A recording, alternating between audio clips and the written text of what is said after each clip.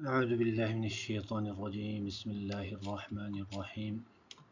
آج سبق نمبر 17 میں انشاءاللہ تعالی رت کے بارے میں پڑھیں گے۔ اس سے پہلے آپ نے عول پڑھ لیا تھا۔ عول میں یہ ہوتا تھا کہ حصے جو کم پڑتے تھے، جبکہ یہ رت جو ہے اس کا ضد ہے عول کا۔ الرد ضد العول ما فضل عن فرض ذوي الفروض ولا مستحق له، يرد على ذوي الفروج بقدر حقوقهم إلا على الزوجين وهو قول عامة الصحابة وبه أخذ أصحابنا۔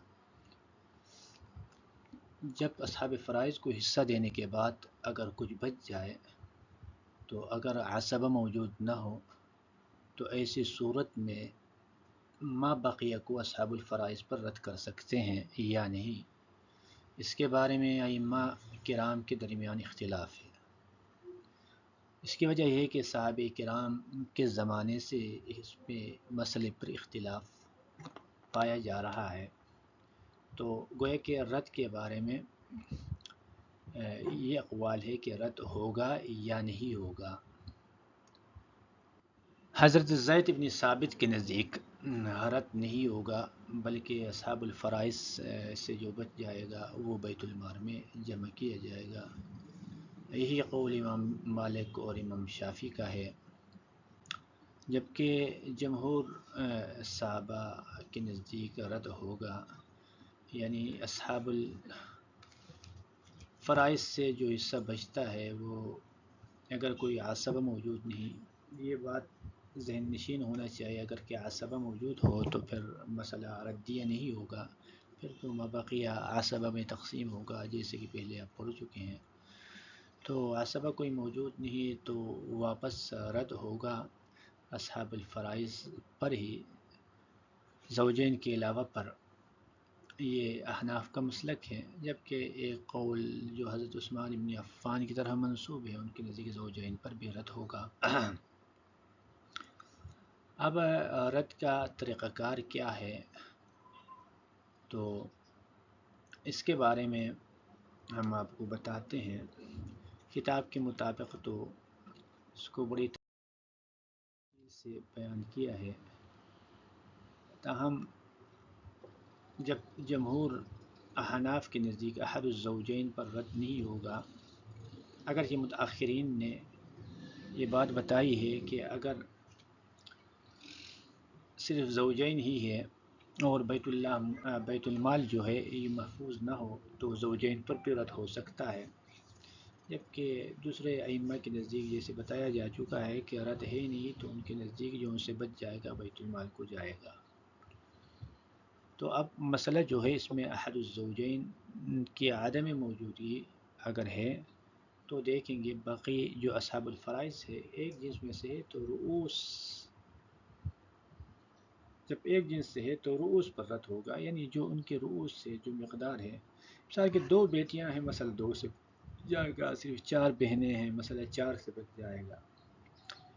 لیکن اگر مختلف جنس کے افراد ہیں، جیسے جدہ ہے اور بیٹیاں ہیں مثال کے طور پر، تو ظاہر بات ہے تو مختلف اجناس سے، تو اس صورت میں ان کے سہام کے مجموعے پر رد ہوگا۔ سہام کے مجموعے کے ان کو جتنے حصے ملتے ہیں ان کا مجموعہ بنائیں گے اور اس پر رد ہوگا، ابھی مثالوں میں آپ سمجھیں گے۔ تو یہ احد الزوجین کی عدم موجودگی میں یہ بہت آسان ہے، لیکن اگر احد زوجین موجود ہو، یعنی شوہر اور بیوی میں سے کوئی ایک موجود ہو، ظاہر بات ہے کہ ایک ہی موجود ہوگا، ایک تو میت ہوگا، تو پھر اس کا آسان طریقہ یہ ہے کہ زوجین کا مسئلہ الگ نکالیں گے اور دوسرے ورثاء کا مسئلہ الگ بنائیں گے، یعنی دوسرے ورثاء پھر تصحیح کے لیے دوسرے ورثاء کے جو مجموعہ حصہ بنتے ہیں ان کو زوجین کے حصے اور مسئلہ دونوں سے ضرب دیں گے، اور زوجین کے ما باقی یعنی زوجین سے جو بچتے ہیں مسئلہ بنانے کے بعد اس کو دوسرے ورثاء کے حصے سے ضرب دیں گے، پھر اگر تصحیح کی ضرورت پڑی تصحیح کے قواعد جاری کیے جائیں گے۔ اب دیکھو اس کی مثالیں آپ کو سمجھائی. پہلی مثال جہاں پہ احد الزوجین موجود نہ ہو تو دو مثال طور پر بنات و بنتان ہے تو ان کو دو ثلث ملتا ہے. ظاہر بات ہے دو مسئلہ 3 سے بن جائے گا تو دو حصہ اگر ان کو مل جاتا ہے تو ایک باقی رہتا ہے. لہذا یہاں پہ جب ایک جنس کے ہے تو مسئلہ ان کے رؤوس سے بن جائے گا. رؤوس کی تعداد 2 ہے تو مسئلہ 2 سے ہوگا. ایک بن کو مل جائے گا اور دوسرا بن کو مل جائے گا. اس طرح اگر مختلف جنس کے ہیں بے سے جدتان ہیں اور 2 بنت ہیں تو ظاہر بات ہے یہاں پہ مسئلہ بن کو اگر 2 بنت ہے تو ان کو ثلثان ملنا چاہیے تو ثلثان اور سدس مسئلہ 6 سے بن جائے گا. ایک حصہ سدس جدتان کو مل جائے گا. باقی 4 حصے جو ہے یہ بنتان کو مل جائیں گے. تو ظاہر بات ہے اس میں کیا ہو رہا ہے حصہ بچ رہا ہے ایک حصہ.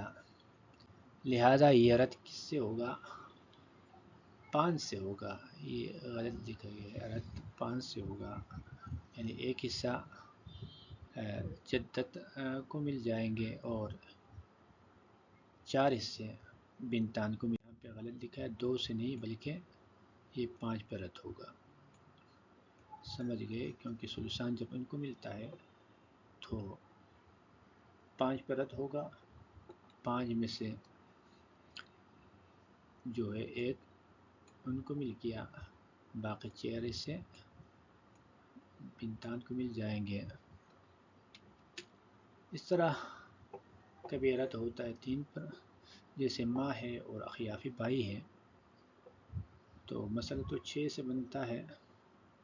سدس اس کو 1 ملنا چاہیے ان کو ثلث ہے تو ان کو 2 ملنا چاہیے. 3 ہے 3 باقی بچتا ہے تو مسئلہ رد ہوگا 3 پر یعنی کہ ان کے حصوں پر سہام کے مجموعے پر. سہام اس کا 1 ہے اس کا 3 ہے تو لہذا کیا ہوگا 3 پر رد ہوگا. اور رد ہونے کا مطلب یہ جب آپ ترکہ تقسیم کریں گے تو آپ 6 میں سے حصہ نہیں دیں گے بلکہ ان کو 3 میں سے حصہ دیں گے. اور تصحیح کا جو اور ترکہ کی تقسیم کا جو قاعدہ ہے وہ 3 سے بن جائے گا. اس طرح ایک مثال یہ ہے کہ ماں ہے بیٹی ہے پوتی ہے تو ظاہر بات ہے ان کو سدس ملنا ہے ان کو نصف ملنا ہے. ان کو سدس ہے نصف ہے تو 6 کا نصف 3 بنتا ہے. سدس 1 بنتا ہے تو 1 اور 3 4 4 1 5. جب 5 بنتا ہے تو ظاہر بات ہے ان کا سہام کا مجموعہ 5 بنتا ہے تو یہ رد ہوگا 5 سے مسئلہ ہی بن جائے گا. ایک حصہ وہی اس میں کوئی تبدیلی نہیں آئے گی. آپ مسئلے کو تبدیل کریں گے تاکہ اگر ترکہ تقسیم کرنا ہو تو ان حصوں پر تقسیم کر دیا جائے گا. امید ہے آپ کے سمجھ میں آ گیا ہوگا. اب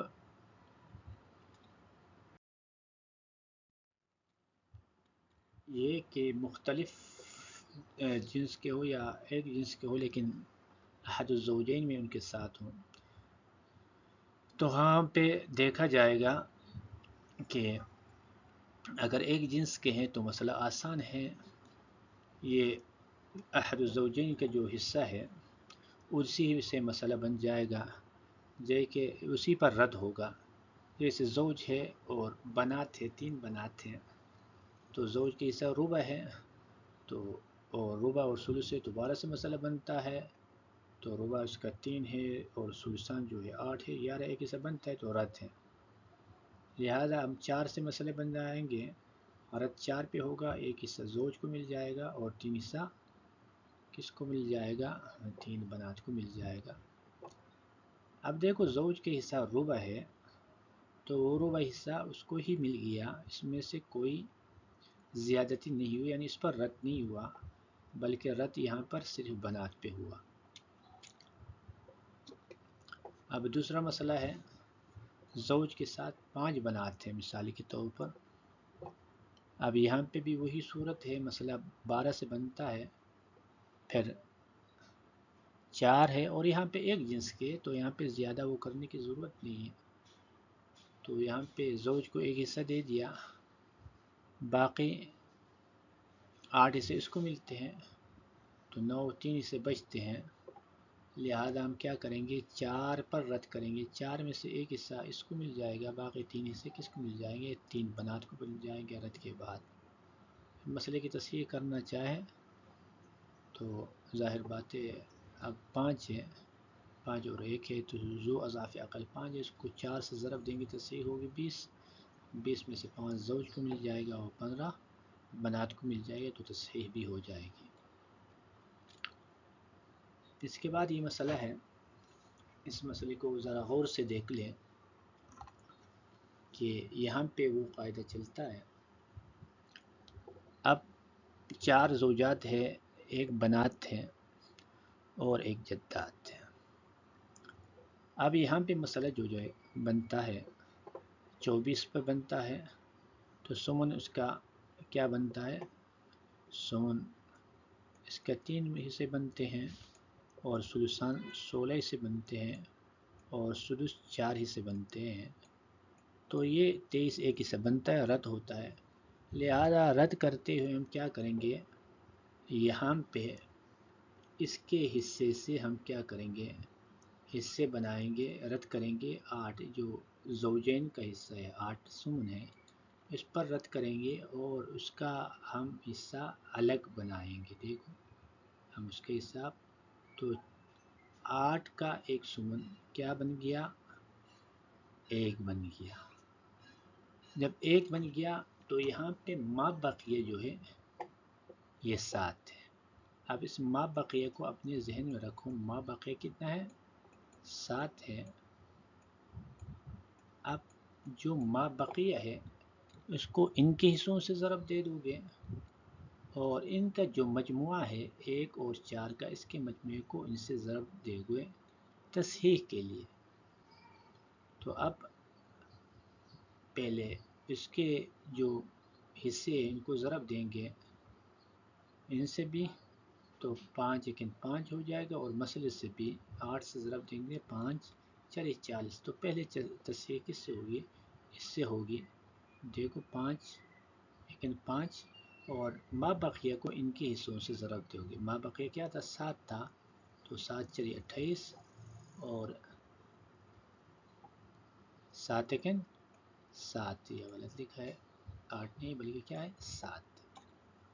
اب 5 جیسا اس کو ہو گیا 28 حصہ اس کو اور 7 حصہ. اب اس کو گن لو، تو اب 5 اور 8 33، 33 اور 7 40 حصے پورا بنتے. اس کو دیکھنا چاہیے، ایسا نہ ہو کہ ہم نے جو معاملہ کیا وہ غلط. تو 40 حصے پورے تقسیم ہو رہے ہیں.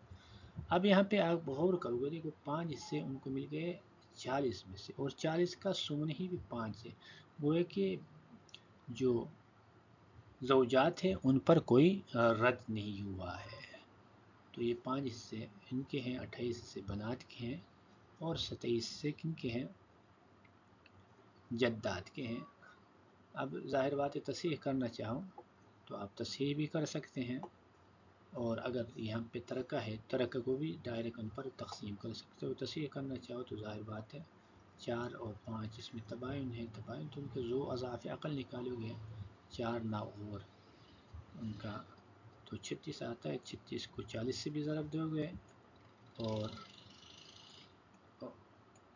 ان سے بھی ضرب دو گے، 5 سے 28 سے 27، تو ان کے اسم معلوم کریں گے اور کل مسئلہ یہاں پہ آئے گا. امید ہے آپ کے سمجھ میں آ گیا ہوگا.